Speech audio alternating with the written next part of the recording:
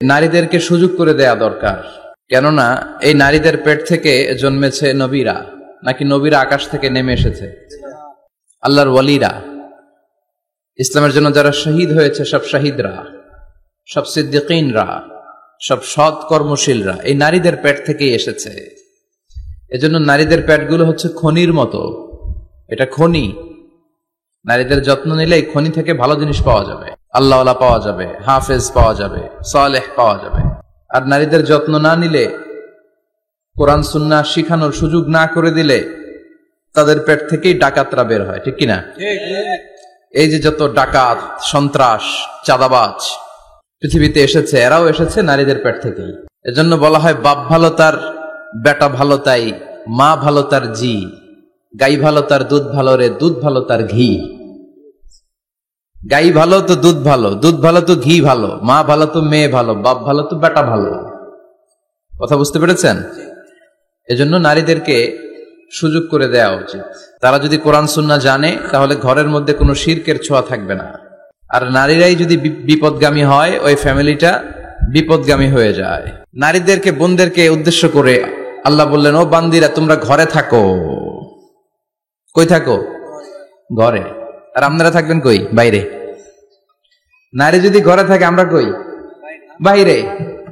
এটাই হচ্ছে সিকোয়েন্স। পুরুষরা থাকবে বাইরে, নারীরা ঘরে। পুরুষরা প্রয়োজনে ঘরে যাবে, আর নারীরা প্রয়োজনে বাইরে যাবে, ঠিক কিনা? এজন্য রাব্বুল আলামিন বললেন, ওয়াকারনা ফি বুয়ুতিকুন্না ওয়ালা তাবাররাজনা তাবাররুজাল জাহিলিয়াতিল উলা। ও আমার বান্দারা, ও আমার বান্দিরা, তোমরা ঘরে অবস্থান করো, ঘর থেকে বের হবে না প্রয়োজন ছাড়া। আর জাহিলি যুগের নারীদের মতো নিজেদের সৌন্দর্যকে প্রকাশ করে বের হবে না। কথাটা কার? বলো, কথা কার? আল্লাহর বাণী। আমার বান্দিরা, তোমরা ঘরে অবস্থান করবে, আর জাহিলি যুগের নারীদের মতো নিজেদের বিউটি, সৌন্দর্যকে এক্সপোজ করবে না, দেখিয়ে বেড়াবে না। ঘরের মধ্যে তোমাদের অবস্থান। তার মানে নারীর মূল আবাস কেন্দ্র হলো ঘর। পুরুষ থাকবে বাইরে। পুরুষ কাজ করতে যাবে, চাকরি করতে যাবে, সমাজে নেতৃত্ব দিতে যাবে, রাতের বেলা বিশ্রামের জন্য ঘরে আসবে। আর নারী সারাদিন, সারা সময় ঘরে থাকবে, ডাক্তারের কাছে যাওয়ার জন্য ঘরের বাইরে যাবে, জরুরি প্রয়োজনে ঘরের বাইরে যাবে, ঠিক কিনা? তাহলে ঘরটা বেসিক্যালি নারীদের, ঘর নারীদের দখলে, আর বাহিরটা আমাদের দখলে। এটা হচ্ছে আল্লাহর দেয়া সিকোয়েন্স। সুবহানাল্লাহ পড়েন। কিন্তু নারীরা এখন ঘর থেকে বাইরে বেরোতে শুরু করেছে। আল্লাহ সিকোয়েন্স দিলেন, নারী থাকবে ঘরে, পুরুষ বাইরে। আমরা উল্টায় ফেলছি, এখন আমরা থাকি ঘরে, নারীরা চলে গেছে বাইরে। এজন্য জ্বালা যন্ত্রণা ফ্যামিলির ভিতরে বেশি না কম? আমি বলে থাকি যে নারীরা দুই জায়গায় খুব বেশি যায়, হুমড়ি খেয়ে পড়ে। এক যায় বাজারে, দুই যায় মাজারে, ঠিক কিনা? মাজারে যায় অনেক, ছেলে নাই, মেয়ে নাই, ভাবে যে মাজার থেকে সন্তান পাওয়া যায়। এরকম আছে না নাই? রব্বুল আলামিন বলেন, ইয়াহাবু লিমান ইয়াশাউ ইনাসা ওয়া ইয়াহাবু লিমান ইয়াশাউ যুকুর আও ইউযাওয়িজুহুম যুকরানা ওয়া ইনাসা ওয়া ইয়াজআলু মান ইয়াশাউ আকীমা ইন্নাহু আলীমুন কাদির। তিনি যাকে চান তাকে মেয়ে দেন। আগে মেয়ের কথা বললেন, আগে ছেলে বলে নাই। তার মানে মেয়ের ভিতরে বরকত বেশি না কম? বেশি। আল্লাহ যাকে চান তাকে মেয়ে দেন, আল্লাহ যাকে চান তাকে ছেলে দেন, আবার যাকে চান তাকে ছেলেও দেন, মেয়েও দেন, আবার যাকে চান তারে ছেলেও দেন না, মেয়েও দেন না। তিনি কে? আল্লাহ। এজন্য চাইতে হবে তার কাছে, মাজারে যে চাওয়া যাবে না। আমার বোনেরা, খবরদার, খবরদার, খবরদার, মাজারে যে কিচ্ছু যাবেন না। মাজারে তো আপনাদের যাওয়ারই দরকার নাই, কারণ নারীদেরকে কবরের সামনে যে কবর জিয়ারত করতে নিষেধ করেছেন মুহাম্মদ সাল্লাল্লাহু আলাইহি ওয়াসাল্লাম। কারণ নারীরা দুর্বল চিত্তের অধিকারী হয়, রক্ত দেখলে ভয় পায়, পায় না? আমরা ভয় পাই। আমরা কুরবানির সময় আল্লাহু আকবার, রক্ত দেখলে আমরা ভয় টয় পাই না। নারীরা রক্ত দেখলে ভিড়কে ওঠে, ওরা ভয় পায়। এজন্য পৃথিবীর কোন দেশের সেনাবাহিনীর প্রধান, চিফ ইন মিলিটারি, আপনি নারী দেখাতে পারবেন না। পৃথিবীতে এতগুলো দেশ, কোন দেশের সেনাপ্রধান নারী আছে? থাকলে আমার জানা। কোন দেশের বিচারপতি নারী আছে? নাই। কারণ এই ডিসিশন গুলো নিতে হলে অনেক বড় মাথা লাগে, অনেক সাহস লাগে। কিন্তু নারীরা রক্ত দেখলে ভয় পেয়ে যায়। সুবহানাল্লাহ পড়েন। কি ব্যালেন্স আল্লাহ করে দিলেন। এই জন্য খবরদার, মাজারে যেয়ে কিছু চাওয়া যায় না।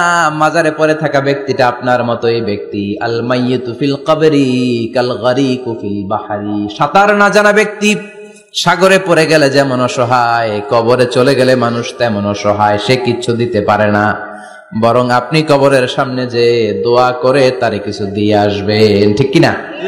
কথা বুঝতেছেন?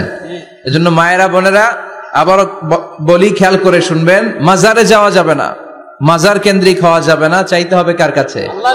দিতে পারে একজন, তিনি কে? কেউ যেটা দেখে না দেখে কে? কেউ যেটা শোনে না শোনে কে? কেউ যেটা পারে না পারে কে? এজন্য চাইবো কার কাছে? 24/7 সবসময় দেওয়ার জন্য ধন ভান্ডার নিয়ে তিনি প্রস্তুত, কিন্তু আমরা চাই না। এজন্য মায়েরা, যারা এতদিন মাজার কেন্দ্রিক ছিলেন, এই অভ্যাসকে আপনারা পাল্টে ফেলেন। মাজারেও যাবেন না, বাজারেও যাবেন না। জরুরি প্রয়োজনে হিজাব মেনটেন করে বাজারে যাওয়া যেতে পারে, কিন্তু এই কাজটা মূলত পুরুষদের। কাদের কথা বলেন? এজন্য আল্লাহ বললেন ওয়াকারনা ফি বুয়ুতিকুন, নারী তোমরা ঘরে থাকো। কিন্তু ঘরে না থেকে এখন বাজার কেন্দ্রিক, মাজার কেন্দ্রিক, ঘরে থাকতে চায় না। ঘরেই যে আল্লাহ কত দায়িত্ব দিয়েছে নারীদের। এক একটা ঘর এক একটা ফ্যামিলি, এক একটা ফ্যামিলি এক একটা ইনস্টিটিউশন, প্রতিষ্ঠান। আর এই প্রতিষ্ঠানের এমডি, ম্যানেজিং ডাইরেক্টর হচ্ছে এক একটা মহিলা। চিল্লা এখন ঠিক কিনা? রব্বুল আলামিন নারীদেরকে ঘরের এমডি বানালেন, বাড়ির এমডি, ম্যানেজিং ডাইরেক্টর। অনেক কিছু ম্যানেজ করতে হয়। ফুড ম্যানেজমেন্ট জানা লাগে, কুকিং ম্যানেজমেন্ট জানা লাগে, রেয়ারিং আপ দ্য চিলড্রেন জানা লাগে, ডিপ্লোমাসিও জানা লাগে। কেমন করে রান্না করবে এটা জানতে হয়, কেমন করে ঘরকে ক্লিন রাখবে জানতে হয়, কেমন করে ছেলে মেয়েকে লালন পালন করতে হবে জানতে হয়, কেমন করে স্বামীর মন জুগিয়ে শাশুড়ির মন জুগিয়ে চলতে হয় সেটাও জানতে হয়। এটার বলে ডিপ্লোমাসি। কূটনৈতিক জ্ঞান না থাকলে আরেক বাড়ির মাইয়া নতুন এক বাড়িতে যাইয়া সবার সাথে মিলেমিশে চলতে পারে? কথা কন। আপনার ডিপ্লোমেসি জানা লাগে, আপনার food management, cooking management, washing management, rearing up the children, চিলড্রেনদেরকে কিভাবে বড় করতে হয় এটা জানতে হয়। তো এত দায়িত্ব ধুইয়া, আপনার ম্যানেজিং ডাইরেক্টরের দায়িত্ব ধুইয়া আপনি বাইরে যান কেন? কথা বলেন। এজন্য আল্লাহ বললেন ওয়াকারনা ফি বুয়ুতিকুন্না, ঘরে থাকবা। ঘরে থাকলে ওই ঘরটারে বরকতময় করে দেয় কে? আল্লাহ। দেখবেন যেই ঘরে নারী থাকতে পারে না, ওই ঘরটা উস্কো খুস্কো, রুক্ষ, ভালোবাসার ছোঁয়া নাই। ওই ঘরের মধ্যে মাধুর্যতা নাই, প্রেম নাই, মমতা নাই, সব কেমন যেন অগোছালো। কারণ নারীর হাত পেলে একটা ঘর যেরকম সুন্দর হয়, নারীর হাত না লাগলে ঘরটাকে ওই রকম সুন্দর করে সাজানো যায়। মাঝে মাঝে আমরাও ঘর গুছাই, মাঝে মাঝে আমরাও ঘরকে পরিচ্ছন্ন করতে চাই, কিন্তু মেয়েরা যেমন করে সাজায় আমরা তেমন করে পারি নাকি? কথা কয় না? কথা বলেন। পারি পারি। আমরাও মাঝে মাঝে রান্না করি, মহিলা রান্না করলে যেই স্বাদ হয় আমাদেরটা ওইটা হয়। কথা বলেন। এজন্য আল্লাহ বললেন ওয়াকারনা ফি বুয়ুতিকুন্না, ঘরে থাকবা। পুরুষরা থাকবে বাইরে, তোমরা প্রয়োজনে বাইরে যাবা। আর পুরুষরা রাত্রি বেলায় বিশ্রামের প্রয়োজনে ঘরে আসবে। কার কথা? কার কথা? আবার আল্লাহ নারীদেরকে বললেন চোখ নামাও, আমাদেরকেও বললেন চোখ নামাও, তাদেরকেও বললেন চোখ নামাও। ওয়াকুল্লিল মুমিনাতি ইয়াগদুদনা মিন আবসারিহিন, ও নবী নারীদেরকে বলেন তারাও যেন পরপুরুষ দেখলে চোখ নামিয়ে রাখে। ওয়া ইয়াহফাজনা ফুরুজাহুন্না, তারা যেন তাদের প্রাইভেটসকে হেফাজত করে। ওয়ালা ইউবদিনা জিনাতাহুন্না ইল্লা মা যাহারা মিনহা, দেহের সৌন্দর্য যেন বের না করে দেয়। ওয়ালিয়াদরিবনা বিখুমুরিহিন্না আলা জুয়ুবিহিন্না, আর তাদের বুকের উপরে যেন একটা চাদর নামিয়ে দেয়। সুবহানাল্লাহ। ওড়নাটা যেন, উন্নত বক্ষটা তারা ঢেকে রাখে। এখন বুকের উপরে ওড়না থাকে না, ওড়না থাকে গলায়। ঠিক কিনা? অবশ্য এইখানে যে বোনেরা আসছে এদের এই সমস্যা নাই, এরা সবাই বোরকা পরে আসছে। এদের আত্মীয় স্বজনের মধ্যে ঝামেলা থাকতে পারে, তো আপনারা যে পৌঁছে দিবেন। ওড়না থাকবে কোথায়? নারীদের বুকের উপরে ওড়না থাকবে, চাদর থাকবে। গলার মধ্যে ওড়না রাখার জন্য বলা হয় নাই। ওয়ালিয়াদরিবনা বিখুমুরিহিন্না আলা জুয়ুবিহিন্না, বুকের উপরে রাখো, নিজেকে ঢেকে রাখো, হেজাব করো। হেজাব করলে নারীর মর্যাদা বাড়িয়ে দেয় কে? আল্লাহ। সম্মানিত বোনেরা, নারী স্বাধীনতার কথা যারা বলে টেলিভিশনে, এগুলো শুনে আপনারা ভড়কে যাবেন না, এগুলো শুনে আপনারা পাগল হবেন না। মনে রাখবেন হেজাব আপনার অধিকার, হেজাব নারীর অধিকার, এটা নারীর সৌন্দর্যের প্রতীক। হেজাব নারীর আভিজাত্যের প্রতীক। হেজাব নারীর সৌন্দর্যের প্রতীক, আভিজাত্যের প্রতীক, তার রূপের প্রতীক। এটা তার অধিকার। চিৎকার করে বলেন ঠিক কিনা? কেমন করে হেজাব দেহ থেকে সরাতে হয়, কেমন করে দেহ থেকে কাপড় নামানো যায়, এটা হইল শয়তানের মিশন। এটা কি? শয়তান যখন নিষিদ্ধ ফল সাইয়েদনা আদম আর হাওয়া আলাইহিস সালামকে খাইয়ে দিল, সাথে সাথে জান্নাতের কাপড় পড়ে গেল।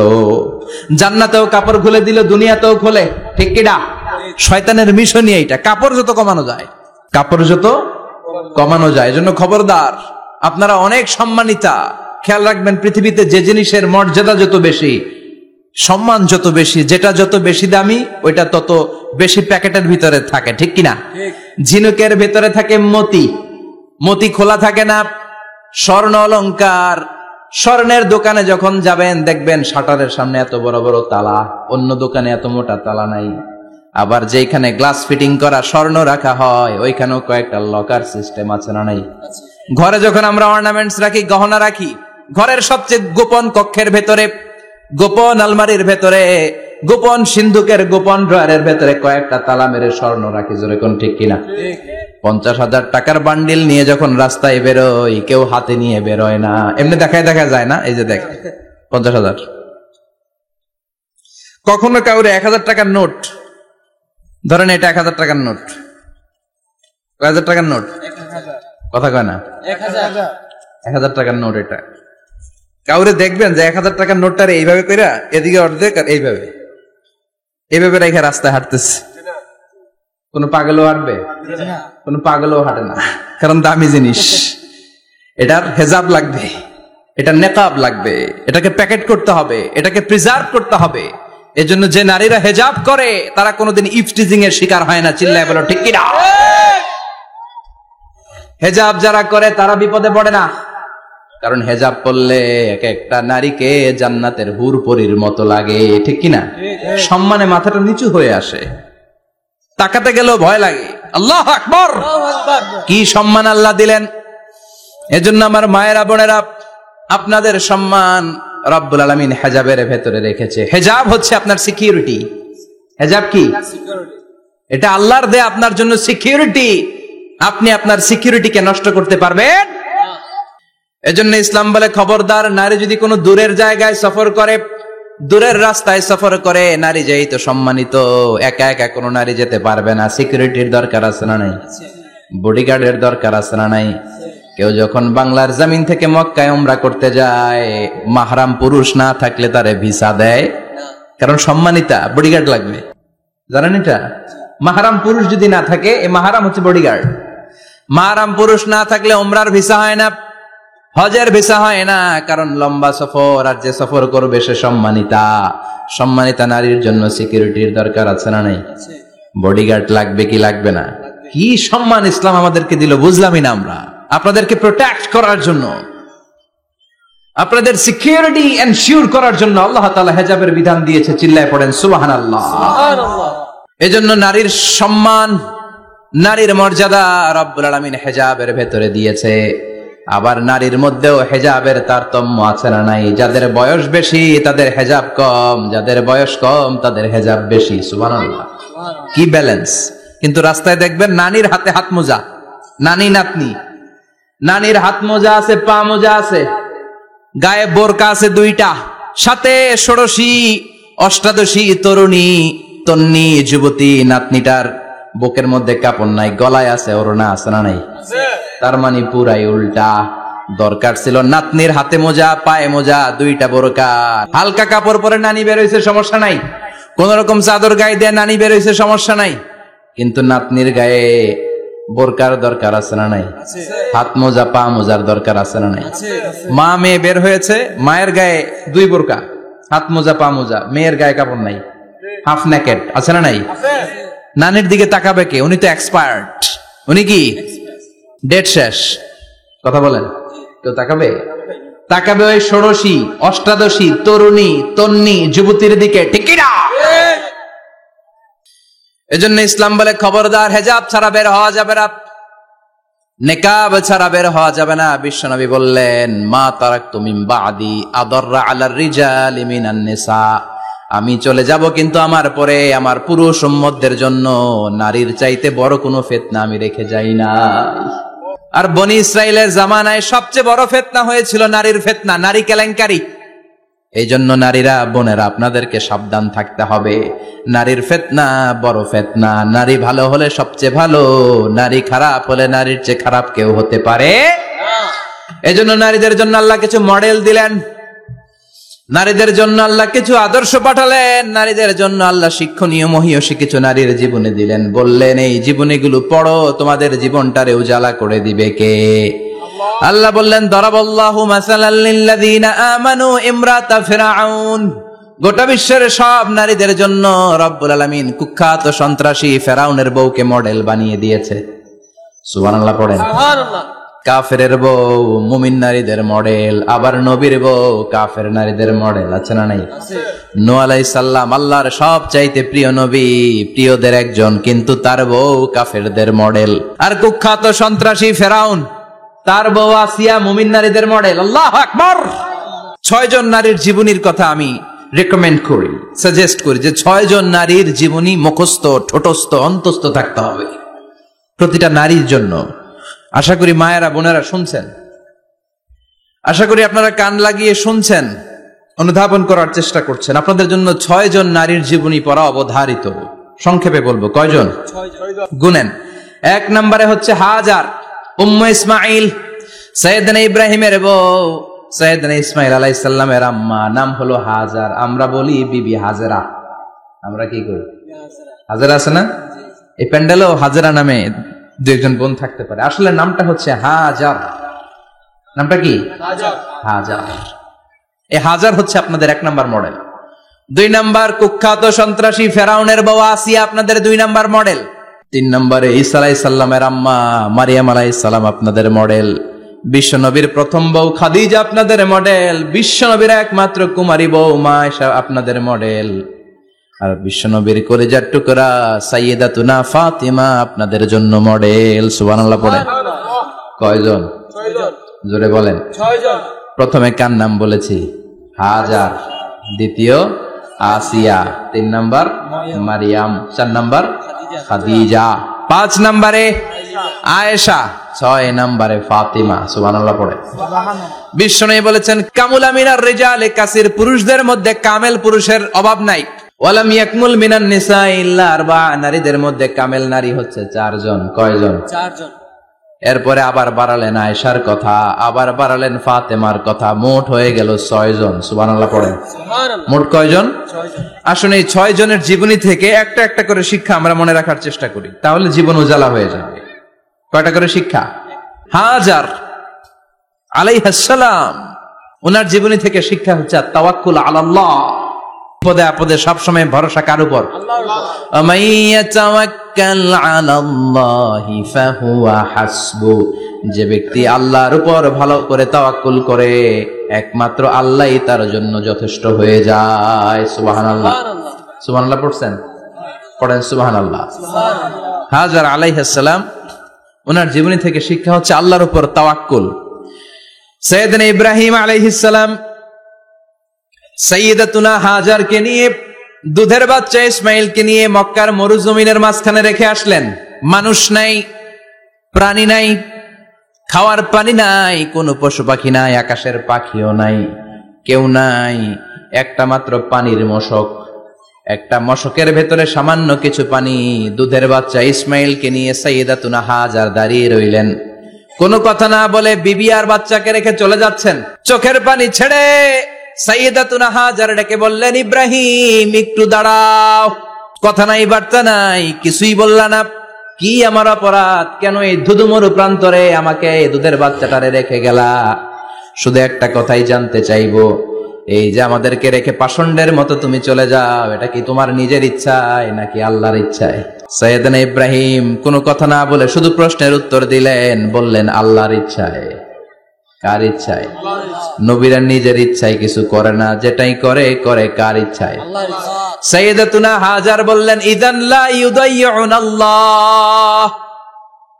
তোমার ইচ্ছায় যদি আমাদেরকে রেখে না যাও, আল্লাহর ইচ্ছায় যদি রেখে যাও, তাহলে আমার ভরসা আছে আল্লাহ আমাদেরকে নষ্ট হতে দিবে না, আল্লাহ আমাদেরকে কোনো কষ্ট দিবে না, আমার আল্লাহই আমার জন্য যথেষ্ট। সুবহানাল্লাহ। আপনারে মায়েরা যারা আছেন, আপনাকে আর আপনার 2 সন্তানকে নিয়ে আপনার স্বামী সিলেটের হাকালুকি হাওরের মাঝখান দিয়ে রেখে আসছে, কি করবেন? পিছনে পিছনে দৌড়াবেন, গালাগালি শুরু করবেন। যদি বলে আল্লাহর ইচ্ছায় তোমারে রেখে গেলাম, জীবনেও মানতে চাবেন না, বলবেন তোরেও বাদ দিলাম, তোর আল্লাহরেও বাদ দিলাম। আছে না নাই? কিন্তু সাইয়েদাতুনা হাজার কেমন নারী ছিলেন, একটা টু শব্দ করেন নাই। শুনতেছেন? কেন ইমাজিন, কল্পনা করতে পারেন? ধুধু মরু প্রান্তর, খাওয়ার কিছু নাই, পান করার কিছু নাই, কথা বলার মতো একটা মানুষ নাই। রৌদ্রের তাপ মরুভূমির বালুর উপরে এমন ভাবে পড়ে, সৌদি আরবের মরুভূমি যারা দেখেছেন, প্রচন্ড বালুর মধ্যে চাল রেখে দিলে চালগুলো মুড়ি হয়ে যায়। ওই প্রচন্ড মরুভূমির মধ্যে দাঁড়িয়ে বললেন, যদি আল্লাহর ইচ্ছা হয়, আমার আল্লাহ আমার জন্য যথেষ্ট। ঠিকই আল্লাহ যথেষ্ট হয়েছেন। এই মহিলাকে দিয়ে মক্কা আবাদ হয়েছে। মক্কায় কোনো মানুষ থাকতো না, এখন মক্কায় গেলে জায়গা পাওয়া যায় না। প্রতিদিন 3 লক্ষ 4 লক্ষ মসজিদুল হারাম একসাথে জামাত, জুমার নামাজের দিন 5 লক্ষ 7 লক্ষ 10 লক্ষ হয়ে যায়। এতগুলো মানুষ আগে ছিল না। সব হলো সাইয়েদাতুনা হাজারের ইমানের ফসল। সুবহানাল্লাহ। এই নারী এখানে থাকলেন আল্লাহর উপর ভরসা করে, ইমানের পরীক্ষা দিতে লাগলেন। একদিনের ব্যবধানে খাওয়ার পানির মশকের পানি শেষ। ইসমাইল আলাইহিস সালামের পায়ের ধাক্কায় জমজমের পানি এলো। জুরহুম নামক একটা গোত্র যাচ্ছিল, তারা এসে ওনার হাতে মুরিদ হলো। সুবহানাল্লাহ। তারা এসে বলল, আমাদেরকে শুধু জমজমের পানি খেতে দেন, আপনি যা বলবেন সব আমরা মেনে নিলাম। শুরু হলো মক্কার আবাদ। হাজার হাজার মানুষ বাড়তে শুরু করলো, মক্কা শহরের এক্সপানশন হলো। গোটা বিশ্ব থেকে লক্ষ লক্ষ মানুষ এখন মক্কার দিকে ছুটে চিল্লায় বলেন, ঠিক কি না? এজন্য আমার মায়েরা অনেক লম্বা জীবনী, তার একটা ঘটনাই বললাম। সাইয়েদাতুনা হাজার, ওনার জীবনী থেকে আমার মায়েদের বোনেদের জন্য শিক্ষা। তাওয়াক্কুল আলাল্লাহ। বাঁচি আর মরি, সুস্থ থাকি আর অসুস্থ থাকি, বিপদে থাকি আর যেই কোনো সমস্যায় থাকি না কেন, ভরসা করতে হবে একজনের উপর। তিনি কে? আল্লাহ। আল্লাহর উপর যে ভরসার মতো ভরসা করতে জানে, আমার আল্লাহই তার জন্য যথেষ্ট। ঠিক কিনা?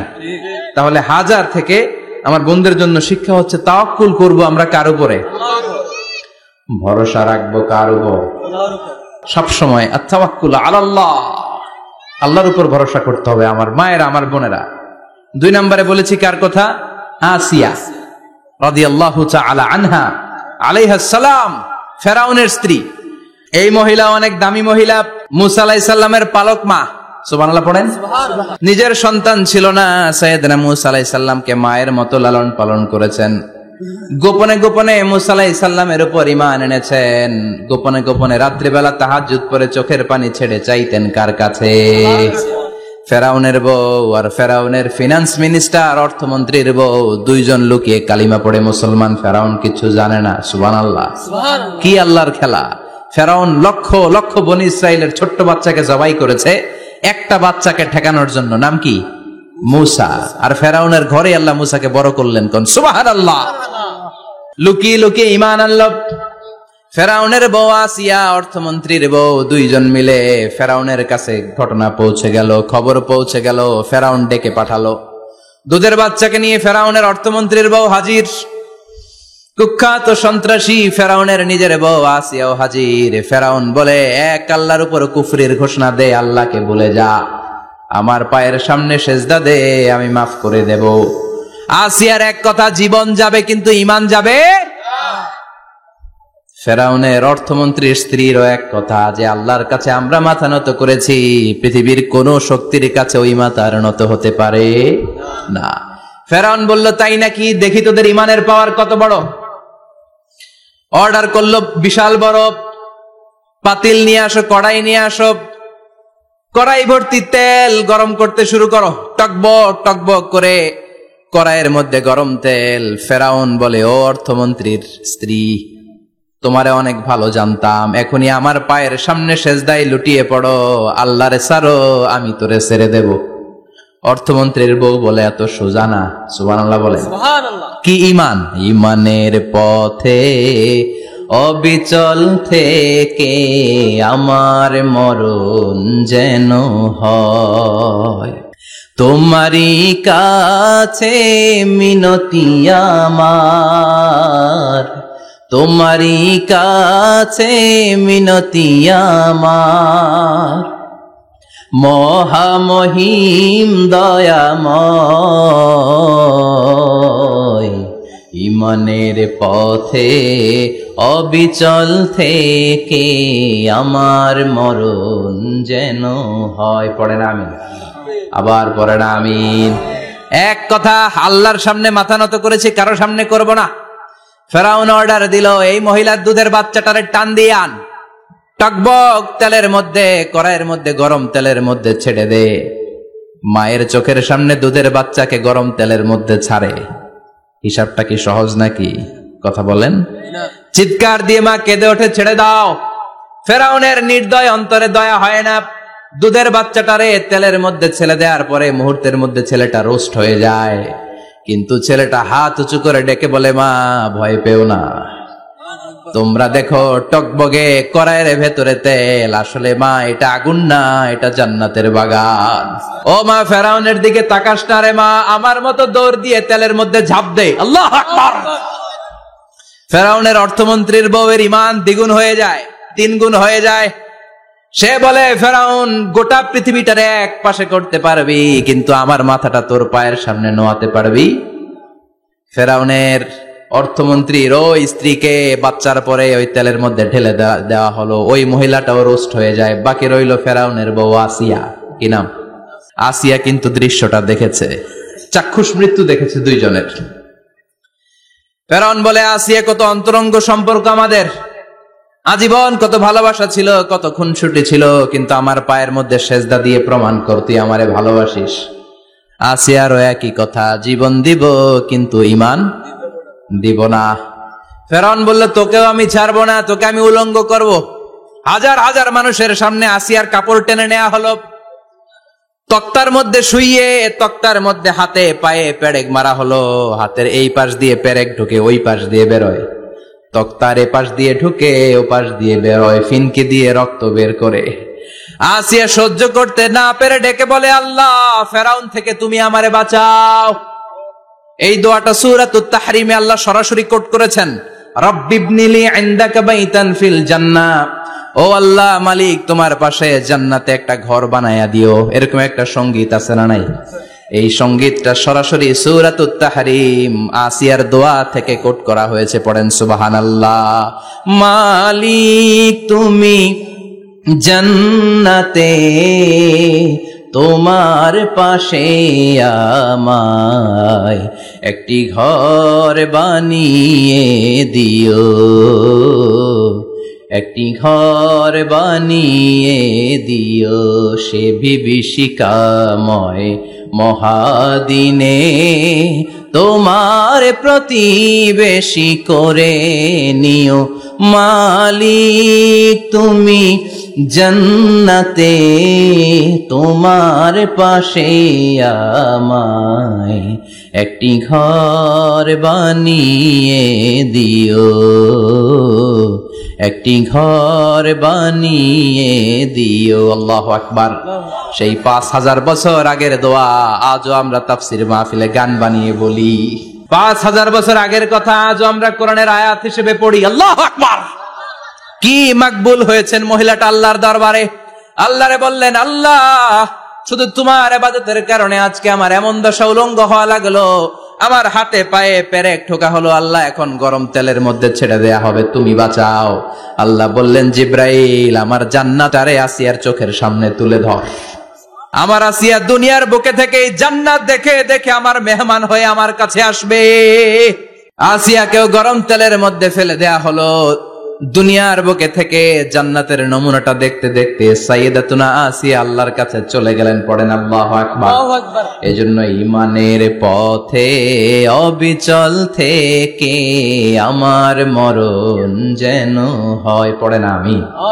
তাহলে আসিয়ার জীবনী থেকে আমার মায়েদের জন্য শিক্ষা হলো, ঈমান ছাড়া যাবে না, বেঈমান হয়ে মরা যাবে না, মাজারে গিয়ে মুশরিকাদের কাতারে নাম তোলা যাবে।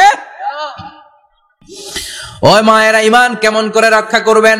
ঈমান কত বড় দামি জিনিস। ঈমান একজন নারীর মর্যাদা আল্লাহর কাছে কত বাড়িয়ে তোলে। আসিয়ার জীবনে এই শিক্ষাটা আছে না নাই? কথা কম বোঝা যায়? বোঝা যায়। তাহলে প্রথমে জানলাম কার কথা? হাজারের কথা। হাজেরার জীবনী থেকে শিক্ষা ছিল তাওয়াক্কুল করতে হবে একজনের উপর, তিনি কে? আল্লাহ। আসিয়ার জীবনী থেকে আমরা কি শিখলাম? ঈমান রক্ষা করতে হবে। জীবন যাবে, ঈমান যাবে, জীবন যাবে, ঈমান যাবে। 3 নম্বরে মারিয়াম আলাইহাস সালাম, আজীব একটা মহিলা, স্বামী ছাড়া তার পেটের ভেতরে সন্তান দিয়েছে কে? আল্লাহ। আবার উনার নামে কোরআনে একটা সূরা দিয়েছে কে? আল্লাহ। কি নাম? সূরাতু মারইয়াম, কাফ হা ইয়া আইন সাদ, যিকরু রাহমাতি রাব্বিকা আবদাহু যাকারিয়া। আল্লাহু আকবার। কি সুন্দর সূরা, কি অন্তমিল, কি চমৎকার ঘটনার বর্ণনা। উনার নামেও সূরা, উনার ফ্যামিলির নামেও সূরা, উনার আব্বার নাম ইমরান, মায়ের নাম হান্না বিনতে ফাখুজ। উনাদের ফ্যামিলিটা আল্লাহর কাছে এত প্রিয়, আল্লাহর একটা সূরা দিলেন ইমরানের পরিবারের সূরা। কোন সুবহানাল্লাহ। কোরআনের 3 নাম্বার সূরা, সূরাতু আলে ইমরান। কি নাম? সূরাতু। আবার কোরআনে আল্লাহ ওনাকে বলেছেন সিদ্দিকা, মানে সত্যবাদী নারী। আবার আল্লাহ বলেছেন ওয়ালাইসা যাকারু কাল উনসা, এটা এমন মেয়ে কোন পুরুষ এই মেয়ের মতো হতে পারে? ওনার মা হান্না বললেন, আল্লাহ আমার পেটে ছেলে না মেয়ে আমি জানি না। যখন মারিয়াম পেটে, আল্লাহ ছেলে হোক মেয়ে হোক বাইতুল মুকাদ্দাসের খাদেম হিসেবে তুমি কবুল করে নাও। আমার পেটে যা আছে তোমার জন্য মানত করে দিলাম। কিন্তু ভূমিষ্ঠ করার পরে দেখে মাইয়া, ভূমিষ্ঠ করার পরে দেখে কি? মেয়ে। ভাবছিল ছেলে, ছেলে হইলে খাদেম হবে, এখন মেয়ে। আল্লাহ বলে চিন্তা করো না, সাধারণ মেয়ে না, ওয়ালাইসা যাকারু কাল উনসা, এটা এমন মেয়ে কোন ছেলেরাও এই মেয়ের মতো হতে পারে। এই মেয়েকে দিয়ে দেওয়া হলো। Baitul Maqdas, one of the major 3 mosques in Islam, ইসলামের সর্বশ্রেষ্ঠ 3টা মসজিদের একটা। এই বাইতুল মুকাদ্দাসের খাদেমা ছিল উনি। মসজিদ ক্লিন করতো আর ইবাদত করতো, ইবাদতে মশগুল হয়ে থাকতো, পাগল পাড়া হয়ে থাকতো, চক্ষু বন্ধ করে আল্লাহর কথা স্মরণ করত। মর্যাদা আল্লাহ এত বাড়িয়ে দিলেন, আনসিজনাল যত জান্নাতি ফল সব সামনে এসে হাজির হয়ে যেত। ওনার খালু জাকারিয়া এসে বলতেন, আন্না লাকে হাদা, ও মারিয়াম এই ফল তো এই সিজনে ফিলিস্তিনে নাই, পাইলা কই? তিনি বলতেন হুয়া মিন ইনদিল্লাহ, রব্বুল আলামিন জান্নাত থেকে ফলের ব্যবস্থা করেছে। কোরআন সাক্ষী, আন্না লাকে হাদা, কোত্থেকে এই ফ্রুট পাইলা? আনসিজনাল, এটা তো এখানে নাই। উনি বললেন হুয়া মিন ইনদিল্লাহ, ইন্নাল্লাহা ইয়ারযুকু মান ইয়াশাউ বিগাইরি হিসাব, আল্লাহ এরকম যারে চায় বিগাইরি হিসাব রিজিক দিয়ে থাকে। সুবহানাল্লাহ বলেন। সব সময় আল্লাহর ইবাদত, সব সময় তাহাজ্জুদ, সব সময় জিকির করতেন লা ইলাহা লা ইলাহা ইল্লাল্লাহু মুহাম্মাদুর রাসূলুল্লাহ। ওনার পুরো জীবনের কোন মুহূর্ত আল্লাহর জিকির থেকে খালি যায় নাই, সব সময় ইবাদতে মশগুল, সব সময় কি? তার মানে মারিয়ামের জীবনী থেকে আমাদের শিক্ষা, আমার মায়েরা বোনেরা ইবাদতে মশগুল থাকতে হবে। কিন্তু দুর্ভাগ্যজনক হলেও সত্যি, আমার বোনেরা জি বাংলা নিয়ে মশগুল থাকে। ওনারা মশগুল থাকে ঠিকই, তবে ইবাদত নিয়ে না। কি নিয়ে? কথা কন। জি বাংলা কি এখনো দেশে চলে? স্টার জলসা এগুলো চলে? কিরণমালা, এই সিরিয়াল গুলো চলে? নতুন সিরিয়াল আসছে, নাম কত কয়েকটা, ওয়াজ মাহফিলে বলা লাগবে আমাদের। কি নাম, কি চলে এখন জানো না তুমি? সর্বনাশ, পাগলের মতো মহিলাগুলো বসে থাকে, রাতে দেখতে না পারলে সকালে কাজা কাফার আদায় করে। আছে না নাই? কাজা আদায় করে ফেলে সকালে। খবরদার, জি বাংলা, স্টার জলসা, হিন্দি মুভি নিয়ে মশগুল থাকা যাবে না আমার বোনেরা। আপনিই পারেন আপনার ফ্যামিলিটারে জান্নাতে ফ্যামিলি বানাতে, আপনিই পারেন পরিবারটারে শান্তিময় করতে। নারী ভালো তো পরিবার ভালো। এজন্য মারিয়াম আলাইহাস সালামের জীবনী থেকে আমার বোনদের জন্য শিক্ষা, ঘরের সব কাজ শেষে অবসর যে সময়টা পাবো ইবাদতে মশগুল হয়ে যাব, ঠিক কিনা? ইবাদতে মশগুল থাকার দরকার আছে না নাই? তাহলে মারিয়ামের মতো আপনাদের মর্যাদাও বাড়িয়ে দিবে কে? কয়জনের জীবনী গেল? আর বাকি কয়জন শুনবেন? কষ্ট হচ্ছে? এরপরে বিশ্বনবীর প্রথম বউ খাদিজা। কি সুন্দর নাম, খাদিজা বললে ভাল লাগে না? প্রথম নারী যিনি কালিমা পড়ে ইসলাম ধর্ম গ্রহণ করেছেন, আমাদের আম্মা জান। বিশ্বনবীর প্রথম বউ, 25 বছর বিশ্বনবীর সাথে সংসার করেছেন, 3 বছর বিশ্বনবীর সাথে জেল খেটেছেন, শিয়াবে আবি তালেবে। কেমন বউ? জামাইও জেলখানায়, বউ জেলখানায়। বিশ্বনবীর সবগুলো বাচ্চা সন্তান ছেলে মেয়ে এই মহিলার গর্ভ থেকে এসেছে, একজন ছাড়া, ইব্রাহিম। ইব্রাহিম বিশ্বনবীর আরেক বউ মারিয়ার গর্ভে এসেছে, বাকি সব খাদিজার গর্ভে। যে আমরা ফাতেমা, বিশ্বনবীর কন্যার নাম কি? ফাতেমার মায়ের নাম কি? খাদিজা। সুবহানাল্লাহ। ফাতেমা, রোকাইয়া, উম্মে কুলসুম, জায়নাব, এই চারজনের মাই খাদিজা। আবার আব্দুল্লাহ, কাসেম, এদের মায়ের নামও খাদিজা। বিশ্বনবীর সব সন্তান এসেছে খাদিজার পেট থেকে। বরকত বেশি না কম? বিশ্বনবী ভয় পেলে খাদিজার কাছে গেলে ভয় কেটে যেত, সাহস যোগাতেন, শেল্টার দিতেন, ছাতার মতো মাথার উপরে দাঁড়িয়ে থাকতেন। আল্লাহু আকবার। বিশ্বনবী বলতেন রুজিকতু হুব্বাহা, খাদিজার ভালোবাসা আমার অন্তরে আল্লাহ রিজিক হিসেবে দিয়েছে। আবার বিশ্বনবী বলতেন আল্লাহ যেই কিয়ামতের দিন বন্ধু বন্ধুরে চিনবে না, ভাই ভাইরে চিনবে না, কেউ কাউরে চিনবে না, ওই কঠিন দিনে আমি আমার খাদিজারে যেন ভুলে না যাই, আমার খাদিজারে যেন দেখা মাত্রই চিনতে পারি এটা আমার খাদিজা। খাদিজাকে নিয়ে মা আয়েশা একদিন একটা কটু কথা বলেছিল। ও নবী, কবে আপনার এই বুড়ি মহিলা, বুড়ি বউ খাদিজা ইন্তেকাল করেছে, তারপরে কত সুন্দরী সুন্দরী বউ আমরা এসেছি, আমার ভালো লাগে না? খালি বুড়ির কথা কন কেন? খালি বুড়ির কথা স্মরণ করেন। আমরা আছি, আমাদের দিকে তাকান, আমরা কত সুন্দরী, আমরা কত ভালো। বিশ্বনবী রেগে গেলেন, মা আয়েশাকে এইভাবে ধরলেন। জীবনে কোনোদিন কোন স্ত্রীর গায়ে হাত তোলে নাই, শুধু ওই দিন মা আয়েশাকে এইভাবে ধরেছিলেন আর বলেছিলেন আয়েশা খবরদার জীবনে এই কথা বলবা না, আমার খাদিজা আমার বিপদের দিনের সঙ্গিনী, তোমরা আমার সুখের দিনের সঙ্গিনী, তোমরা কেউ আমার সাথে জেল খাটো নাই, খাদিজা আমার সাথে জেল খেটেছে 3 বছর। কয় বছর? 3 বছর। খাদিজা যখন ইন্তেকাল করলো, বিশ্বনবী কবর দিলেন, দোয়া করলেন আর কাঁদলেন। সাহাবারা দোয়া শেষে চলে যায়। আবু বকর বললেন নবী কবর দেয়া হলো, খাদিজাকে দোয়া করা হলো, এবার চলেন। বিশ্বনবী তবুও যান না। বিশ্বনবী বললেন আবু বকর তোমার মনে চাই তুমি ঘরে ফিরে যাও, আমি যাব না। আল্লাহু আকবার। কি মহিলা ছিল, বিশ্বনবীকে সবসময় আগলে রেখেছে, শেল্টার দিয়েছে, প্রতিভক্ত ছিল। খাবার নিয়ে বিশ্বনবীর জন্য এদিক সেদিক যেতেন, বিশ্বনবী না আসলে খেতেন না। বিশ্বনবীকে কলিজার চাইতো বেশি ভালোবাসতো, পতি যা বলবে তাই শুনতো। ও মায়েরা, খাদিজাতুল কুবরার জীবনী থেকে আপনাদের জন্য শিক্ষা হলো প্রতিভক্তি। কি ভক্তি? এখন প্রতিভক্তি নাই, আমরা করি নারী ভক্তি। এখন নারী নির্যাতন কমে গেছে বাংলাদেশে, বেড়ে গেছে পুরুষ নির্যাতন। কথা কন। এখন আমরা ভক্তি করা লাগে, আমরা ভক্তি না করলে ঘরে খাওয়ান নাই, এরকম ঝামেলা আছে না নাই? কথা বলেন। মায়েরা, বোনেরা, আপনার স্বামী যদি আপনার উপর নাখোশ থাকে, আপনার ইবাদত আপনাকে বাঁচাতে পারবে না। বিশ্বনবী ফাতেমাকে বললেন ফাতেমা তুমি বিশ্বনবীর মেয়ে হতে পারো, কিন্তু আলী যদি তোমার উপর নাখোশ থাকে তোমার সব শেষ, সব শেষ।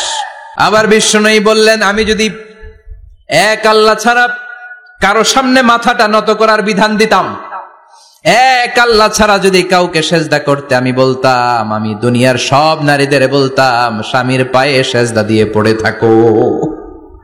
কি সম্মান আল্লাহ দিলেন স্বামীকে। আপনার জান্নাত আপনার স্বামীর ভেতরেই। স্বামীকে সন্তুষ্ট করেন, স্বামীর আনুগত্য করেন, দেখবেন ফ্যামিলিটা সুন্দর হবে।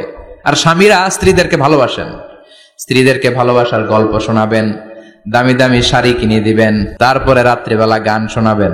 শুধু বউয়ের গান, শালীর গান না, বাবির জন্য না, চাচাতো বোনের জন্য না, উল্টা পাল্টা জায়গায় করলে গুনাহ আছে না নাই?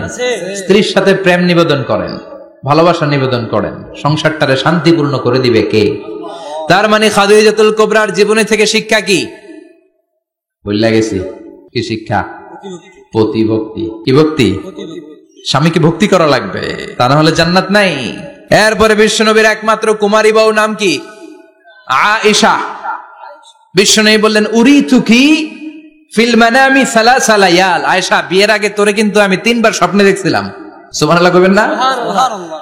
বড্ড খুশি হয়ে গেলেন আয়েশা। এরপরে বললেন 3 বার স্বপ্ন দেখার পরে তোমার ব্যাপারে মনের মধ্যে কেমন কেমন যেন ভালো লাগে।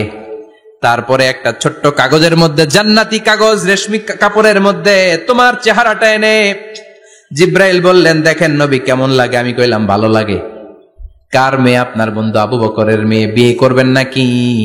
বিশ্বনবী বললেন ও জিব্রাইল তুমি যদি ঘটক হও, আল্লাহ যদি হয় কাজী, আমি মুহাম্মদ বিয়েতে রাজি। সুবহানাল্লাহ। সুবহানাল্লাহ পড়েন। সুবহানাল্লাহ। বিয়ে হয়ে গেল, কিন্তু ঘরে দামি ফার্নিচার নাই, টাকা পয়সাও তেমন নাই, কিন্তু আছে খালি সুখ। আছে কি? যেটা টাকা দিয়ে কিনা যায়, টাকা দিয়ে বাড়ি কিনা যায়, গাড়ি কিনা যায়, সুখ কিনা যায় নাকি? টাকা দিয়ে বিছানা কিনা যায়, বালিশ কিনা যায়, ঘুম কিনা যায় নাকি? কথা বলেন। এজন্য সুখ দেওয়ার মালিক কে? দোকানে সুখ পাওয়া যায়? সুখ দেওয়ার মালিক একজন, তিনি কে? মা আয়েশা একমাত্র কুমারী বউ, আদর করে তিনি ডাকতেন হুমায়রা, আবার মাঝে মাঝে ডাকতেন ইয়া আয়েশু, আয়েশা না আয়েশু সংক্ষেপ। এত ভালোবাসতেন মা আয়েশাকে। মা আয়েশা গ্লাসের যেই জায়গা দিয়ে পানি খেতেন, বিশ্বনবী ওই জায়গায় মুখ লাগিয়ে পানি খেত। মা আয়েশা গোশতকে হাড্ডি ফেলে দিলে বিশ্বনবী ওই হাড্ডিটা নিয়ে চষতে শুরু করে দিত।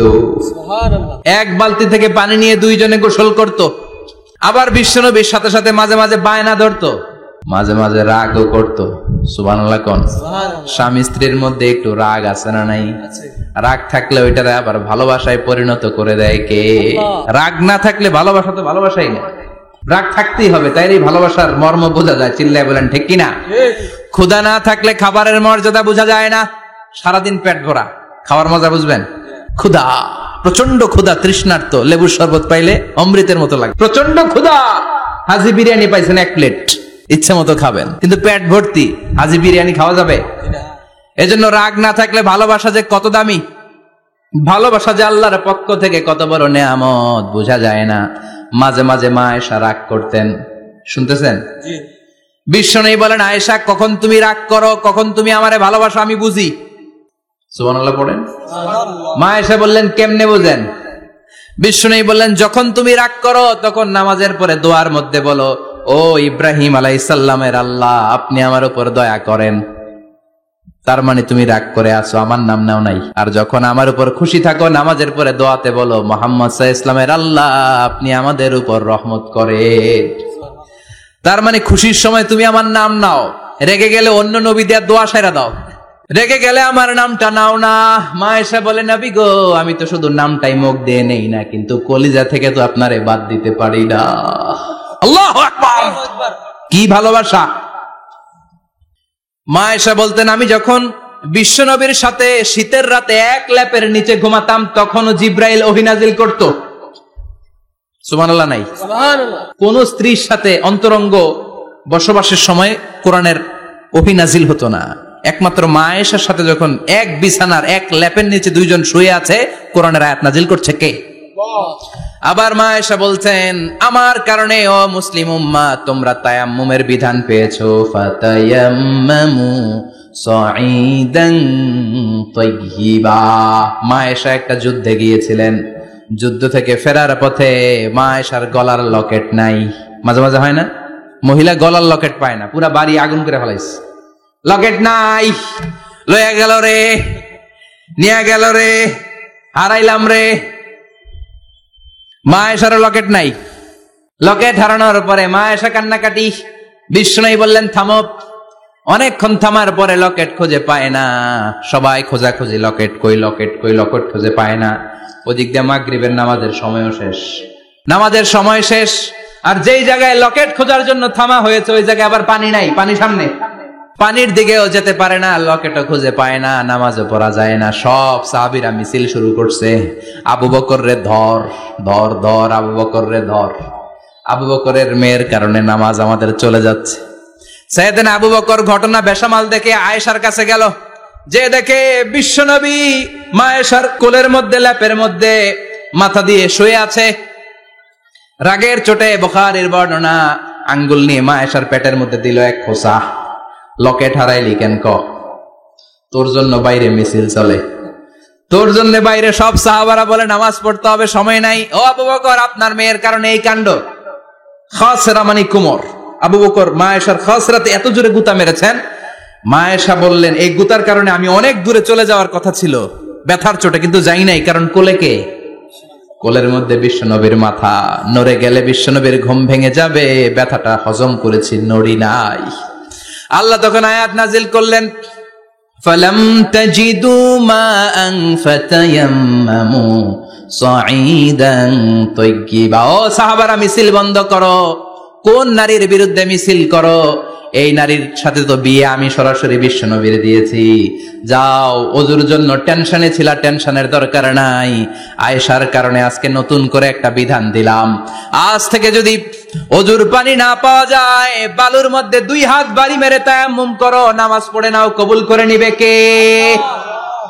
এই মা আয়েশার লকেট হারানোর কারণে তায়াম্মুমের বিধান নাজিল হয়েছে, কোন সুবহানাল্লাহ। সে বলতেন, ও উম্মতেরা জেনে রাখো, এই যে তায়াম্মুম করো এটা কিন্তু আমার কারণে পাইছো, সুবহানাল্লাহ কোন। আবার মা আয়েশা বলতেন, আমার কোলে মাথা রেখে বিশ্বনবী শেষ নিঃশ্বাস ত্যাগ করেছে, আবার আমার ঘরের মধ্যেই বিশ্বনবীর কবর, সুবহানাল্লাহ। বিশ্বনবীর কবরটা কিন্তু মা আয়েশার ঘরের মধ্যে, এখনো বিশ্বনবীর কবর যেই জায়গায়, এই জায়গায় মা আয়েশার ঘর ছিল, সুবহানাল্লাহ কোন। 2210টি হাদিস বর্ণনা করেছেন। কত? কথা কয় না, 2210টা ফ্যামিলির হাদিস বর্ণনার জন্য মা আয়েশাকে আল্লাহ তাআলা বিশ্বনবীর ট্যাপ রেকর্ডার বানিয়ে পাঠিয়েছেন। যাই বিশ্বনবী বলতেন ট্যাপ রেকর্ডের মতো রেকর্ড করে সব সাহাবীদের কাছে বর্ণনা করতেন। কত কবিতা উনি নিজে জানতেন, নিজেই জানে না, কত মাসালা যে জানতেন তার কোনো হিসাব নাই। ইলমুল ফারায়েজ, বাপ মরলে ছেলে মেয়ে থাকলে কে কতটুকু সম্পদ পাবে, মা আয়েশার চেয়ে এই বিধান মদিনায় কেউ জানতো না। বিশ্বনবীর ইন্তেকালের পরে সাহাবাদের মধ্যে কোনো মাসালা নিয়ে কনফিউশন হলে সব সাহাবারা আম্মা জান আয়েশার কাছে এসে সলিউশন নিয়ে যেতেন, সুবহানাল্লাহ কোন। বিশ্বনবী যা বলেছেন সব মুখস্থ রেখেছেন, সব জ্ঞানের কথা ছড়িয়ে দিয়েছেন, সব সময় পড়াশোনা করতেন, সুবহানাল্লাহ। তার মানে মা আয়েশার জীবনী থেকে আপনাদের জন্য শিক্ষা হচ্ছে জ্ঞানার্জন, জ্ঞানানুরাগী হতে হবে। কি হতে হবে? জ্ঞানানুরাগী। বুখারীর বঙ্গানুবাদ পাওয়া যায়, কোরআনের বঙ্গানুবাদ পাওয়া যায়, ইসলামিক অনেক ভালো ভালো রাইটারের বই পাওয়া যায়, ঠিক কিনা? এগুলো পড়ার দরকার আছে না নাই? অনেকে বলে, হুজুর আমার ছেলেটা মোবাইল ছাড়া কিছু বোঝে না। কি কয়? মোবাইল ছাড়া কিচ্ছু বোঝে না। হুজুর মোবাইল দিলে ঠান্ডা, মোবাইল নিলে কান্দে, এরকম আছে না নাই? এর কারণ হাজব্যান্ড ওয়াইফ দুইটার কাছে সবসময় মোবাইল। কথা কন। বাবার কাছেও মোবাইল, মায়ের কাছেও মোবাইল, তো ছেলে মোবাইলের জন্য কাঁদবে না তো কি করবে? বাবার হাতেও যদি বই থাকে, মায়ের হাতেও যদি বই থাকে, ছেলে মোবাইল চাবে নাকি? ছেলেও চাবে বই, ছেলে চাবে কি? কথা বুঝতে পেরেছেন?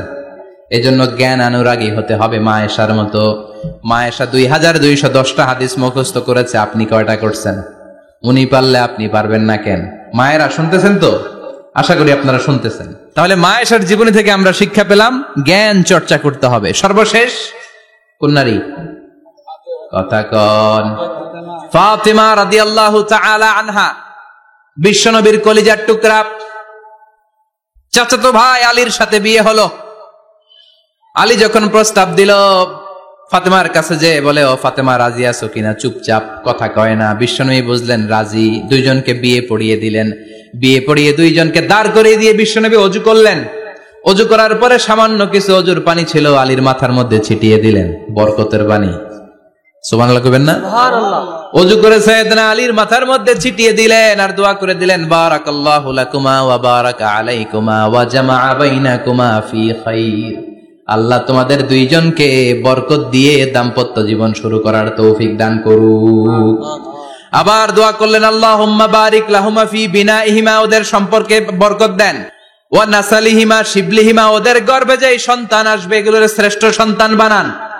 1 বছরের ব্যবধানে ঘরটাকে আলোকিত করে প্রথম সন্তানের জন্ম হাসান। সুবহানাল্লাহ। হাসান রে বিশ্বনবী এত আদর করেছেন, বিশ্বনবীর কাছ থেকে এত আদর কেউ কোনোদিন পায় নাই। হাসান রে বিশ্বনবী ডাকতেন লুকা। বুখারীর বর্ণনা, শব্দটা কি? লুকা মানে পিচ্ছি। ছোট বাচ্চাদেরকে আপনারা কি কন? আরে পিচ্ছি তো আমি কইছি, আপনারা কি কন? বাবু বলেন। আর কিছু কি বলেন? আর আর কিছু নাই। তাহলে যে বাবু পিচ্ছি, হ্যাঁ, এই বাবু পিচ্ছি আরবি হচ্ছে লুকা। বিশ্বনবী ফাতেমার ঘরে এসে বলতেন, আইনা লুকা, পিচ্ছিটা কই রে? আমার হাসান কই, আমার নানা ভাই কই?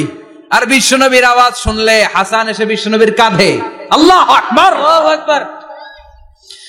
বিশ্বনবী বলতেন, ফাতেমা আমার কলিজার টুকরা, যে ফাতেমারে কষ্ট দেয় সে আমারে কষ্ট দেয়, ফাতেমারে আনন্দ দেয় মানে আমি বিশ্বনবীরে আনন্দ দেয়। এই ফাতেমা সব সময় পর্দায় থাকতেন, দিনের বেলা বেরোতেন না, সারাদিনে টয়লেট করতেন একবার, সেটাও করতেন রাত্রে, যাতে দিনের বেলা কেউ তারে না দেখে। কি ব্যালেন্স লাইফ, কি ব্যালেন্স লাইফ! রাতে একবার টয়লেটে যাওয়া মানে কি সারাদিন খাওয়া দাওয়া এরকম ব্যালেন্স করে করতেন। কেউ দেখতে পারে নাই ওনারে কেমন ছিল, কেউই জানতো না। এমন ভাবে চলাফেরা করতো, কোনো পুরুষদের সামনে দিয়ে কখনো যেতেন না। এজন্য ইন্তেকালের আগে আলীকে বললেন, আলী, বিশ্বনবীর ওসিয়ত অনুযায়ী কিছুদিন পরে আমি আমার বাবার সাথে সাক্ষাৎ করব।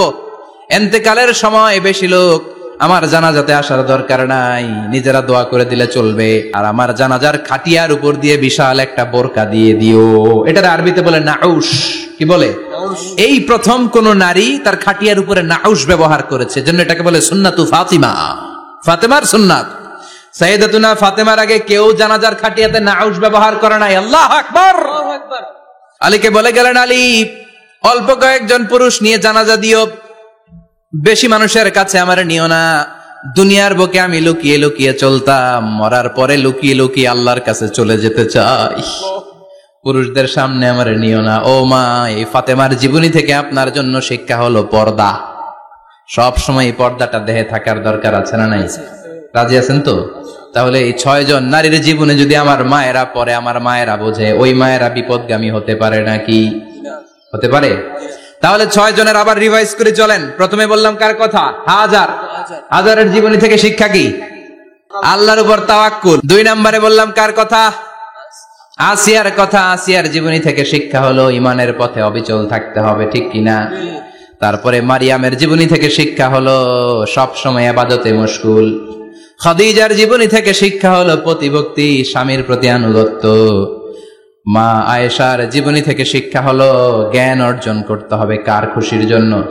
আর ফাতিমার জীবনী থেকে শিক্ষা হলো সব সময় পর্দা গায়ের মধ্যে থাকার দরকার আছে না নাই? মানতে রাজি আছেন? এই 6 জনের জীবনী গ্রন্থ কিনা যাবে না? কিনতে রাজি আছেন তো? কথা কয় না? সবাই রাজি? নারীদের জন্য জান্নাতে যাওয়া সহজ, very easy way. Our beloved Prophet Muhammad has prescribed a very easy way to enter the paradise for the women. নারীদের জন্য জান্নাতে যাওয়ার সহজ শর্টকাট। মায়েরা আবার কান খাড়া করেন খরগোশের মতো, শর্টকাট বলে দিয়ে যাই। আল মারআতু ইযা সাল্লাত খামসাহা, বিশ্বনবী ফরমান 4টা কাজ যে নারী দুনিয়ার বুকে করবে, ওই নারীর জন্য জান্নাতের 8টা দরজা খুলে দিবে কে? আল্লাহ। 1 নম্বর, আল মারআতু ইযা সাল্লাত খামসাহা, 5 ওয়াক্ত নামাজ যে মেয়েরা পড়বে, সামাত শাহরাহা, যারা রমজানের রোজা রাখবে, আতাআত বালাহা, স্বামীর আনুগত্য করবে, হাফিজাত ফুরুজাহা, লজ্জাস্থানের হেফাজত করবে। এই 4টা কাজ যে নারীরা করবে, 8টা জান্নাতের দরজা তাদের জন্য খুলে দিবে কে? আল্লাহ। সহজ হয়ে গেল না? মাত্র 4টা। কয়টা? 4টা। আরো জোরে বলেন, কয়টা? 4টা। মাত্র 4টা কাজ। আর কিছু কাজ করতে বিশ্বনবী নিষেধ করেছেন। জামার উপর দিয়ে পারফিউম মেখে যেতে নিষেধ করেছেন মুহাম্মদ সাল্লাল্লাহু আলাইহি ওয়াসাল্লাম। আইয়ুমা ইমরাআতিন ইস্তাআতারাত, যেই মহিলারা পারফিউম মেখে বের হলো পুরুষদের দৃষ্টি আকর্ষণের জন্য, কিয়ামতের দিন জিনাকারিনীদের কাতারে ওদেরকে দাঁড় করাবে কে? আল্লাহ। অনেক মহিলারা আছে ঝাঁঝালো পারফিউম দেয়, আছে না? টেম্পুর মধ্যে বসাই যায় না, না? সিএনজিতে বসছেন, এদিকে বসছে খালাম মায়, হায় হায়। মায়েরা খেয়াল করে শুনেন, আপনাদের ড্রেস কেমন হবে? নাম্বার 1, আপনার পুরো দেহটা ঢাকা থাকতে হবে। যে ড্রেস পরবেন, you should cover your whole body. শুধু হাতের এই 2 কবজি আর চেহারা খোলা রাখতে পারবেন, তবে চেহারা ঢেকে রাখা উত্তম। একজন মহিলা বোরকা পড়ছে কিন্তু চেহারা খোলা, তার হেজাব হয় নাই, পর্দা হয় নাই, এটা বলা যাবে? কিন্তু উত্তম হচ্ছে চেহারা ঢেকে রাখা, কারণ চেহারা সৌন্দর্যের রাজধানী। Face is the capital of beauty, ঠিক কিনা? চেহারা দেখলাম তো সব বোঝা গেল, ঠিক কিনা? কেমন মাধুর্যতা আছে, দেখতে কেমন সুন্দরী কিনা সব বোঝা যায়। এজন্য চেহারাটাও ঢেকে রাখবেন, চোখটা খোলা রাখবেন। বিশ্বনবীর স্ত্রী উম্মে সালামা বলে, দেখার জন্য আমার 2 চোখের দরকার নাই, লাগবে 1 চোখ। উনি আরেক চোখের মধ্যে আরেক কাপড় দিয়ে রাখতেন, এমনি তাকাইতেন। সাহাবারা বলতেন, উনারে দেখলে আমরা দিতাম দৌড়, ভয় লাগতো। চোখ একটা দেখা যায় আর একটা খোলা, উনারে দেখে আমরা এদিক সেদিক পালিয়ে যেতাম। আবার অনেক মহিলারা পা ঢাকে না, পা কিন্তু পর্দার অন্তর্ভুক্ত। সব সময় মেয়েরা পা মোজা পরে বেরোতে হবে, পা দেখানো যাবে না। হাদিসে এসেছে শুধু হাত এতটুকু, পা কিন্তু পর্দার অন্তর্ভুক্ত। উম্মে সালামা বললেন, ইয়া রাসূলুল্লাহ, আমরা তো হাঁটতে গেলে অনেক সময় পা দেখা যায়। বিষ্ণু বললেন, তাই? তাহলে 1 বিঘত নিচ দিয়ে কাপড় বাড়াও। উম্মে সালামা বললেন, জোরে হাঁটলে তো তারপরে দেখা যাবে। বিষ্ণু বললেন, 1 হাত বাড়াও। ধুলাবালি সহ টানবা, তারপরও পায়ের 1 ইঞ্চি দেখানো যাবে। তাহলে ড্রেস কোডের প্রথম নিয়ম হচ্ছে পুরো দেহ ঢাকবেন। 2 নম্বরের নিয়ম, পোশাক ঢিলে ঢালা হবে না টাইট ফিটিং? আরো জোরে বলেন। ঢিলে ঢালা হবে, টাইট ফিটিং হতে পারবে না। এরকম মোটা হবে, মোটা কাপড়, কিচ্ছু দেখা যায় না, বাইনোকুলার দিয়েও দেখা যাবে না। আবার ঢিলে ঢালা আছে না নাই? আমরা পুরুষরা যে এটা পরি, এটা দিয়ে 3 মহিলার কাপড় হয়, ঠিক কিনা? কাপড় পরতে চায় না তারা, ওদের পোশাক আমরা নিয়ে নিচ্ছি। তার মানে ঢিলে ঢালা হবে, মোটা কাপড়ের হবে, টাইট ফিটিং হতে পারবে। আবার পুরুষদের পোশাক হতে পারবে।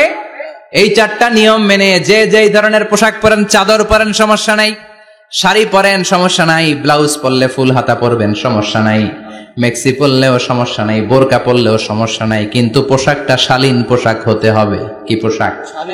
সবাই বলেন শালীন পোশাক। পুরুষদের পোশাক পরা যাবে না, কারণ বিশ্বনবী লানত করেছেন ওই নারীদেরকে যেই নারীরা পুরুষদের মতো সাজতে চায়। এরকম আছে না নাই? দেখলে বোঝা যায় না কোনটা ছেলে কোনটা মেয়ে, আছে না নাই? ইসলাম যে মর্যাদা আপনাদেরকে দিয়েছে আর কেউ দিয়েছে নাকি? ইসলাম বলে প্রথম সন্তান কন্যা সন্তান হলে ঘরের মধ্যে বরকত, আছে না নাই? মিন বারাকাতিল মারআতি তাফকিরুহা বিল ইনাস। একটা মেয়ের মধ্যে বরকত বেশি না কম কেমনে বুঝবেন? তার প্রথম সন্তান যদি মেয়ে হয় তাহলে বুঝবেন এই মেয়েটা বরকতওয়ালা মেয়ে, এই মেয়ে আপনার জীবনে অনেক কিছু নিয়ে আসবে। সুবহানাল্লাহ কইতে পারেন না? কিন্তু অনেক ডাকাইত আছে, মেয়ে হইলে অখুশি হয়, ছেলে হইলে পাড়ার সবারে জিলাপি খাওয়ায়, পাড়ার সবারে মিষ্টি খাওয়ায়, মেয়ে হইলে কিচ্ছু খাওয়ায় না, আছে না নাই? কিন্তু আমরা মেয়ে হলে খুশি হব। কার কার প্রথম সন্তান মেয়ে? হাত তোলেন। 1 জন, 2 জন, 3 জন। প্রথম সন্তান মেয়ে কার? হ্যাঁ, অনেকে আছে তো মাশাআল্লাহ, আপনারা অনেক বরকতময়, আলহামদুলিল্লাহ। হাত নামান। আমারও প্রথম সন্তান মেয়ে, তিনটাই মাইয়া। জান্নাত একটা আমার দিয়েন, তার মানে 3 জান্নাতের মালিক। মাশাআল্লাহ, আল্লাহ বাইরে তুমি কবুল করো। তার মানে কোন ঘরে যখন মেয়ে আসে আল্লাহ বলে ঘরটা বরকতময়। মেয়েটা যখন বড় হতে শুরু করে মেয়েটা ভাইয়ের জন্য বরকতময়। মেয়ে যখন বিয়ের উপযুক্ত হয় বাবার জন্য বরকতময়। 2 মেয়ে মানে বাবার 2 জান্নাত, 3 মেয়ে মানে 3 জান্নাত। সুবহানাল্লাহ। আবার যখন স্বামীর কাছে যায় ইসলাম বলে ওই স্বামী আল্লাহর কাছে সেরা, যেই স্বামী বউয়ের কাছে সেরা। বউ যদি আপনারে ভালো বলে আপনি আল্লাহর কাছে ভালো, বউ যদি খারাপ বলে আপনি আল্লাহর কাছে খারাপ। তার মানে ব্যালেন্স করেছে ইসলাম। স্বামীর আনুগত্য করতে বলেছে, আবার স্বামীকেও বলেছে স্ত্রীকে ভালোবাসতে, ঠিক কিনা? কথা বলেন। ইসলাম বলে তোমার হাত যদি বউয়ের হাতের সাথে মিলাও 2 হাতের সগীরা গুনাহ মাফ করে কে? স্ত্রীর দিকে যখন তাকাও তোমার চোখের সগীরা গুনাহ মাফ করে কে? প্রতি মাসে মাসে স্ত্রীর কাপড় চোপড় আর কসমেটিক্স কেনার জন্য যে টাকাটা দাও, এই টাকাটা সদকা হিসেবে কবুল করবে কে? এবার এই মহিলা গর্ভবতী, ইসলাম বলে সন্তান ভূমিষ্ঠ করতে যে যদি কোনো মা ডেলিভারি কেসে হসপিটালে মারা যায় কিংবা বাসায় মারা যায়, কিয়ামতের দিন ওই মহিলাকে শহীদদের কাতারে দাঁড় করায় দিবে কে? বাচ্চা ভূমিষ্ঠ করতে যে শাহিদা, শহীদদের কাতারে। আর সুন্দর মতো যদি আসে, আল জান্নাতু তাহতা আকদামি উম্মাহাতিকুম, মায়ের পায়ের নিচে সন্তানের বেহেশত, আছে না নাই? জোরে বলেন। এজন্য ইসলাম বলে খবরদার, মায়ের মর্যাদা সবচেয়ে বেশি। এক সাহাবী বললেন ইয়া রাসূলুল্লাহ, কার সাথে ভালো আচরণ করব? বাবার সাথে নাকি মায়ের সাথে? নবী বললেন মায়ের সাথে, এরপরে মায়ের সাথে, তারপরে মায়ের সাথে, তারপরে কার সাথে? তারপরে তোমার পিতার সাথে। মায়ের মর্যাদা কয় গুণ বেশি? ওগো মা তুমি এই ধরনের শ্রেষ্ঠ নিয়ামত, তোমারই পদ তলে রয়েছে জান্নাত। ওগো মা তুমি এই ধরনের শ্রেষ্ঠ নিয়ামত, তোমারই পদ তলে রয়েছে জান্নাত। সুবহানাল্লাহ। আমি বলি আমাদের পায়ের নিচে থাকে মৌজা, জুতা আর বালু, আর মহিলাদের পায়ের নিচে জান্নাত। এই পৃথিবীটারে 1000 বার বিক্রি করলে জান্নাতের একটা চেয়ারের দাম হবে না। সুবহানাল্লাহ পড়েন। আর যেই জান্নাত মায়ের পায়ের নিচে পড়ে আছে, ওই পায়ের দাম বেশি না কম? বেশি। এজন্য মায়েদের সাথে ভালো আচরণ করতে হবে। ইসলাম নারীকে দিয়েছে ইবাদতের অধিকার। নারীরা যদি মহিলা সমাবেশে যেতে চায় কোনো পুরুষ বাধা দিতে পারবে? নারী যদি মসজিদে নামাজ পড়তে যেতে চায় বাধা দিতে পারবে? মহিলাদের নামাজের জায়গা করেন নাই আপনারা? করেন, আস্তে আস্তে করেন, আস্তে আস্তে করতে হবে। তারা অনেক সময় বাইরে বেরোয়, বাসায় আসতে আসতে নামাজের সময় হয়ে গেছে, কই পড়বে নামাজটা? মসজিদে সুযোগ করে দেন, মসজিদে পড়বে। তবে ঘরে পড়া উত্তম, ঘরে পড়লে বেশি সওয়াব। সুবহানাল্লাহ। তার মানে ইবাদতের অধিকার ইসলাম নারীকে দিয়েছে, শিক্ষার্জনের অধিকার। আপনার ছেলেকে স্কুলে পাঠান, শুধু ছেলেকে নয়, আমরা বলি আপনার ছেলেকেও পাঠান, মেয়েকেও পাঠান, ঠিক কিনা? আপনার ছেলেকে মাদ্রাসায় পাঠান, মেয়েকেও পাঠান। শিক্ষা সবার জন্য। বিষ্ণু বলেছেন আল্লিমু বানাতাকুম সূরাতান নূর, তোমরা তোমাদের মেয়েদেরকে সূরা নূর শিখাও। কোন সূরা? কথা কোন? ও আমার মায়েরা, আপনাদের জন্য রব্বুল আলামিন সব হকের কথা সূরাতুন নূরে বলেছে। আল্লিমু বানাতাকুম সূরাতান নূর, তোমরা তোমাদের নারীদেরকে সূরাতুন নূর শিক্ষা দাও। ও আমার মায়েরা, আজ থেকে সূরাতুন নূরের অর্থ পড়বেন, তাফসীর পড়বেন, ঘরটারে বরকতময় করে দিবে কে? আপনাদের আছে মোহরানার অধিকার। বিয়ে করলে পুরুষ মোহরানা পাবে না, দিবে। কিন্তু আমরা এতগুলা টাকা নিয়ে আসি, ডাকাইত আছে না নাই? সারা জীবন মেয়েটারে লালন পালন করলো, একটা মেয়ে হলো একটা বাবার কলিজা, মেয়ে দিয়ে দিল মানে বাবা কলিজা ছিঁড়ে দিল। আর কি চাস? ডাকাত, ফকির কোথাকার। খবরদার, বিয়ের মধ্যে 1 টাকা যদি তুমি যৌতুক খাও, কিয়ামতের দিন আল্লাহ তোমারে ছাড়বে। যৌতুকের সাথে ইসলামের কোনো সম্পর্ক, যৌতুকের সাথে সম্পর্ক। যৌতুক খেলে ডবল গুনাহ। যৌতুক খাওয়া ততটা অপরাধ, কুকুরের গোশত খেলে যত অপরাধ, এর চেয়ে বেশি অপরাধ। কুকুরের গোশত খেলে 1 গুনাহ, হারাম খাওয়ার গুনাহ। যৌতুক খেলে 2 গুনাহ, 1 হারাম খাওয়ার গুনাহ, 2 শ্বশুরবাড়ির উপর জুলুম করার গুনাহ। চিল্লা এখন ঠিক কিনা? এরপরে ইসলাম নারীকে দিল ভালো আচরণ পাওয়ার অধিকার। ইসলাম নারীকে দিল বাবার সম্পদে উত্তরাধিকারের অধিকার। একজন বাবা ইন্তেকালের আগে ছেলেকে যদ্দুর দিবে, মেয়েকে তার অর্ধেক দিতে হবে। যেরকম ঠিক কিনা? দেয় তো? ছেলেরে 2 কাটা দিলে মেয়ের 1 কাটা দেয় না? কদ্দুর দেয়? দেয় না। হ্যাঁ, ডাকাইত। ওই যে কয় ডাকাইত,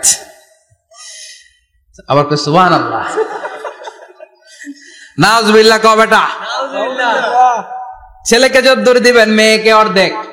ইউসিকুমুল্লাহু ফি আওলাদিকুম লিযযাকারি মিসলু হাযযিল উনসায়াইন। ও আমার বাবারা, সম্পদ হলো হাতের ময়লা, আপনি চলে যাবেন, সম্পদ থেকে যাবে। ছেলেরে যদ্দুর দিবেন, মেয়েরে অর্ধেক। কার কথা? মানতে রাজি আছেন তো? একজন প্রশ্ন করেছে যে অনেক মেয়েরা ডিজাইন করা বোরকা পরে, এত ডিজাইন করে যে তাকিয়ে থাকতে মনে চায়। মানে বোরকা পরার কারণে আরো বেশি তাকায় থাকতে মনে আছে, এরকম ঝামেলা আছে না নাই? না, এরকম ঝিলিমিলি বিভিন্ন ধরনের ডিজাইন করা, অতিমাত্রায় ডিজাইন, যেটা মানুষের দৃষ্টি আকর্ষণ করতে পারে, এরকম বোরকা পরা যাবে না। বোরকা হতে হবে ঢিলে ঢালা, বোরকা হতে হবে মোটা কাপড়ের, বোরকা হতে হবে আপনার সেফ গার্ড। ওই বোরকায় যদি আপনার সর্বনাশের কারণ হয়, তাহলে তো এই বোরকা দিয়ে কোনো লাভ নাই। চিল্লা এখন ঠিক কিনা? আমার বোনেরা, আপনাদের জন্য যা বলেছি কিফায়া, নাকতাফি বিহাদাল কদর, এতটুকুই আমি যথেষ্ট মনে করি।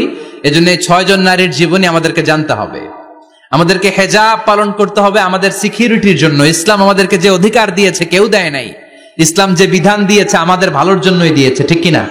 আল্লাহ আমাদের সবাইকে কথাগুলো বোঝার ও আমল করবার তৌফিক দান করুক। আমরা পড়ি আমিন। আমার মায়েরা, বোনেরা, আপনারা ভালো থাকবেন। আপনাদের যেই আত্মীয় মহিলারা আসতে পারে নাই, তাদের কাছে আমার পক্ষ থেকে কথাগুলো পৌঁছে দিবেন। এই এলাকার সব মাদেরকে, বোনদেরকে আল্লাহ তুমি বিশ্বনবীর স্ত্রীদের মতো কবুল করে নাও। আমরা পড়ি আমিন।